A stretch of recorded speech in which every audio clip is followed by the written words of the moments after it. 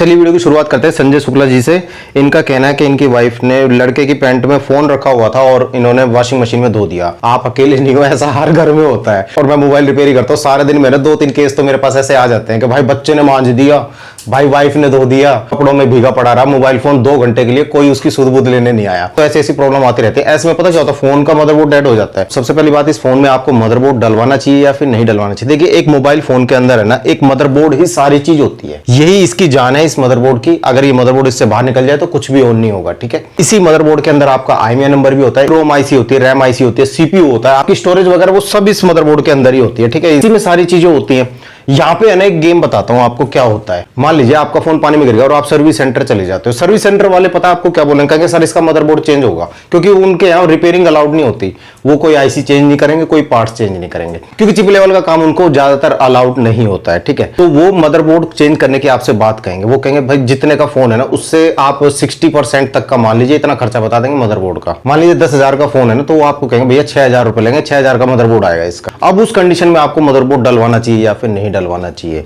मेरे हिसाब से मत डलवाना, क्योंकि जो आपका मदरबोर्ड था ना, जो डेड हो गया, हम फोन ठीक कराने क्यों गए थे? इसीलिए तो गए थे कि हमारा फोन ऑन हो जाएगा, हमारा पुराना डाटा मिल जाएगा। हम ये सोच के जाते हैं, मगर मदरबोर्ड डालने के बाद, सारे बिल पेमेंट वगैरह करने के बाद हमें पता चलता है कि फोन तो एकदम नया हो गया, जैसा हमने नया खरीदा था, एकदम 0 मीटर से।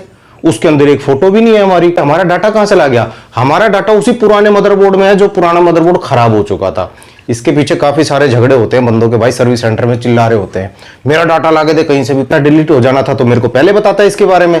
तो ऐसे झगड़े होते रहते हैं। मेरे ख्याल आपको ये बात पता होनी चाहिए कि मदरबोर्ड चेंज करने के बाद ना आपका पुराना डाटा नहीं मिलेगा, फिर आप मदरबोर्ड डलवाओगे क्योंकि इतने पैसे खर्च क्यों करोगे, है ना। तो आप ये समझ लीजिए कि मदरबोर्ड आप चेंज मत कराइए। वैसे भी 2019 में अनाउंस हुआ था OnePlus 7 Pro। ठीक है, आप चलते हैं अपने टॉपिक पर। नमस्कार दोस्तों, मेरा नाम है बिट्टू और आप देख रहे हैं टेक्निकल बिट्टू फोन। इस जून के महीने में है ना, तकरीबन 10 से 12 फोन लॉन्च हुए हैं। कौन से फोन लॉन्च हुए हैं थोड़ा सा बताया था। GT30 Pro हुआ है, OnePlus 13S हुआ है, Vivo T4 Ultra हुआ है, पोको का F7 भी हुआ है, Realme C73 भी हुआ है, और भी काफी सारे मॉडल आप लोगों ने देख लिए होंगे। अब इस बीच में एक नया मॉडल आ रहा है मार्केट में, सैमसंग का M36। ये फोन मेरे हिसाब से तो मतलब है, देखो सैमसंग वालों ने, मुझे नहीं लगता है कि ये आपके किसी फायदे के लिए फोन लॉन्च किया है। मुझे लगता है उन्होंने बस वही सोच के ये फोन लॉन्च किया कि हमारा तो नाम चल रहा है, हम कोई सा भी फोन मार्केट में फेंक देंगे, बस पब्लिक है ना ऐसे चुगेगी जैसे चिड़िया दाना चुगती है। इनका सोचना ये है, इनकी सोच ऐसी बन चुकी है कि जैसे नोकिया वालों की थी ना, नोकिया वालों को जैसा घमंड हो गया था, इनकी सोच है ना कुछ कुछ वैसी होने लगी है। मेरे हिसाब से ये जो फोन लॉन्च कर रहे हैं ना सैमसंग का M36, ये 20-22 हजार रुपए के आसपास बता रहे हैं आपको। उससे सस्ता ही देंगे, ये करेंगे 16-17 हजार तक का उसको लॉन्च,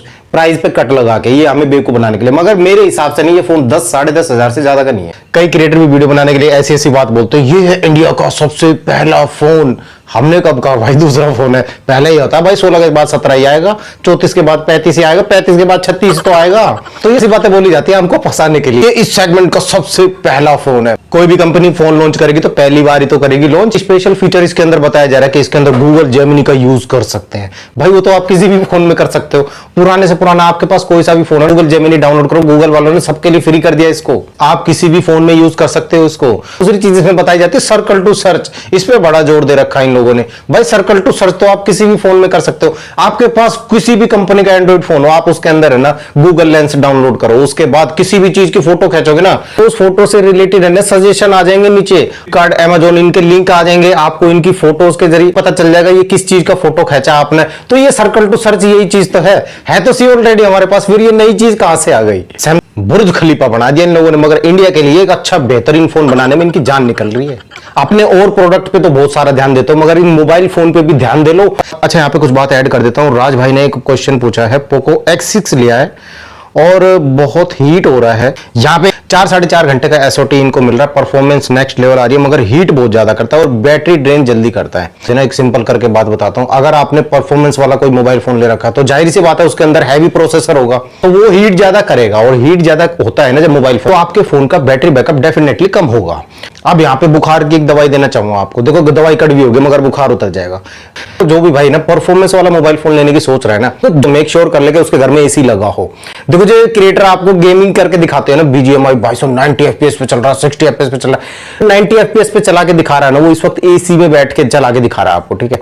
जब फोन गर्म होता है ना, तो वो ऑलरेडी अपने आप ही नीचे डाउनग्रेड होता चला जाएगा, फोन अपने आप ही FPS छोड़ता चला जाएगा, वो नीचे आना शुरू हो जाएगा। क्रिएटर्स AC में बैठ के खेल के दिखाते हैं। अगर आपके घर में एसी लगा हुआ तो मैं तो कहूंगा जब भी आप ये हैवी प्रोसेसर वाले मोबाइल फोन खरीदा करो, अन्यथा आपको खरीदने की कोई जरूरत नहीं है। और साफ करता चलो, मेरी इस बात का ना कोई भाई बुरा मत मानना, मैं मोबाइल रिपेयर करता हूं, मेरे पास ऐसी प्रॉब्लम्स आती हैं। मैं जब बंदे से पूछता हूं ना, भाई तेरे घर में एसी लगा है, कह रहा एसी तो नहीं लगा भाई साहब, लगा पर कूलर के सामने बैठ के खेलता हूं। कूलर से इतना फर्क थोड़ी पड़ जाएगा। मैं तो कह रहा हूं 10,000 से ज्यादा इसका प्राइस नहीं जाना चाहिए। एक तो वाटर ड्रॉप नॉच डिस्प्ले इस फोन के अंदर दे रखी है, दूसरा इसके अंदर 1380 प्रोसेसर दे रखा है एक्जिनोस वाला। इसके बारे में पहले बताया तो कुछ क्रिएटर जो इसका रिव्यू करेंगे ना, वो देखना सैमसंग M35 का कैमरा देखिए कितना अच्छा था, M35 की बैटरी कितनी अच्छी थी, M35 का रिस्पॉन्स कितना अच्छा था। पिछले साल का most selling phone Samsung M35 रहा है, इसीलिए M36 भी आपको खरीद लेना चाहिए ना।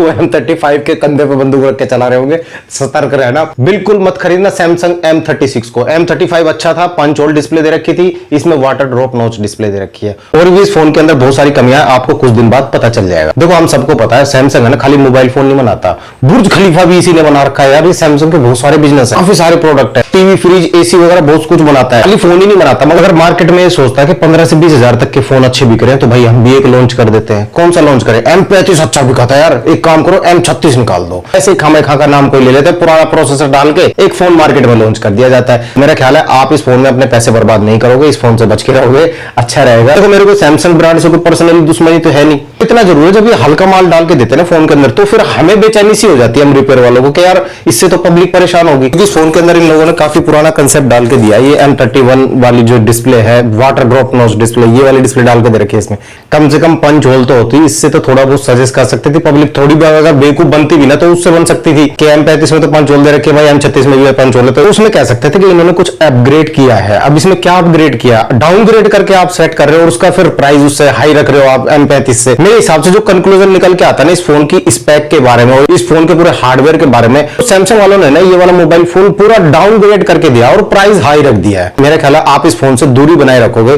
और जो बजट में फोन लेना चाहते हैं ना वो इस फोन की तरफ तो देखना भी मत कि पैसे इकट्ठे करके अगर आप सोचो कि सैमसंग का नया फोन लॉन्च हुआ इसे मैं ले लूं, काफी नुकसान में रहोगे, लेने के बाद पछताना पड़ेगा।